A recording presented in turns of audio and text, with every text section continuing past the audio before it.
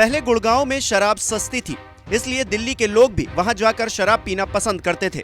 इसे देखते हुए दिल्ली की आम आदमी पार्टी सरकार ने विक्रेताओं को 25% तक सस्ती दरों पर शराब बेचने की इजाजत दे दी। इस कारण दोनों राज्यों के शराब विक्रेताओं के बीच फिलहाल प्राइस वॉर छिड़ गया है।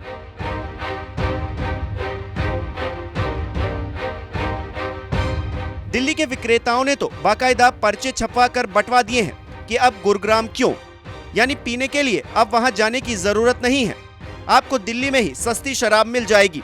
ऐसा नहीं है कि दिल्ली व गुरुग्राम के लिकर स्टोर्स के बीच पहली बार प्राइस वॉर छिड़ी है।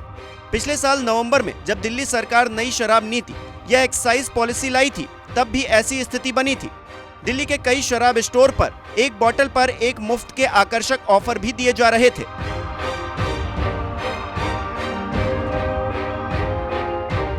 दिल्ली सरकार के आबकारी विभाग ने एक बार फिर शराब की कीमतों पर 25% तक छूट को मंजूरी दे दी है।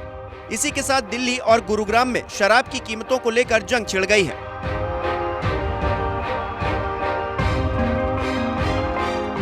दरअसल दिल्ली एनसीआर में सबसे सस्ती शराब गुरुग्राम में ही मिल रही थी। वहीं अब दिल्ली में भी शराब की कीमतों पर छूट मिलने से गुरुग्राम के शराब दुकानदारों के लिए परेशानी खड़ी हो गई है। इससे दिल्ली की शराब दुकानों पर पीने के शौकीन लोगों का जमघट लगने लगा था।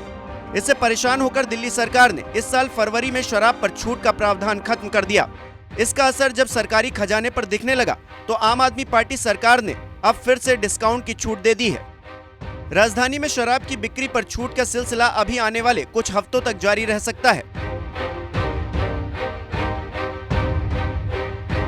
दरअसल आबकारी विभाग की तरफ से लाइसेंस रिन्यूअल की प्रक्रिया शुरू कर दी गई है। इसको लेकर वित्तीय वर्ष 2022-23 के लिए लाइसेंस रिन्यूअल फीस जमा करने के लिए कहा गया है। स्टॉक को लेकर अभी तक विभाग की तरफ से कोई आदेश जारी नहीं किया गया है, लेकिन वेंडर अब पुराना स्टॉक खत्म करने और बिक्री को बढ़ाने के लिए छूट दे रहे हैं। इस वक्त दिल्ली में शराब की करीब 570 दुकानें मौजूद हैं। ऑफर और छूट देने के पीछे एक दूसरी वजह बिक्री प्रभावित होना भी है, क्योंकि जब एक जोन का वेंडर छूट देता है तो फिर उसके आसपास के जोन या वार्ड में संचालित अन्य दुकानों की बिक्री स्वयं गिर जाती है, जिससे कारोबार प्रभावित होता है। इसलिए आसपास के वार्ड में संचालित शराब ठेका संचालक को भी छूट देनी पड़ती है। मार्च में दिल्ली में शराब पर छूट को बैन किए जाने के बाद सभी डिस्काउंट बंद कर दिए गए थे, लेकिन अब दिल्ली में जब शराब पर दोबारा छूट दी जा रही है तो उन्हें भी एक बार फिर डिस्काउंट देना शुरू करना होगा।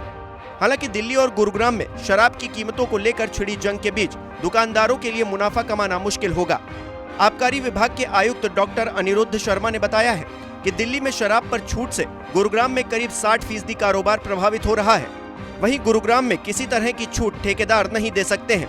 तय दामों के हिसाब से ही ठेकेदार शराब बेच सकते हैं। दुकानों के बाहर L1 के बोर्ड लगाना भी गलत है। ऐसे ठेकेदारों के खिलाफ कार्रवाई की जाएगी।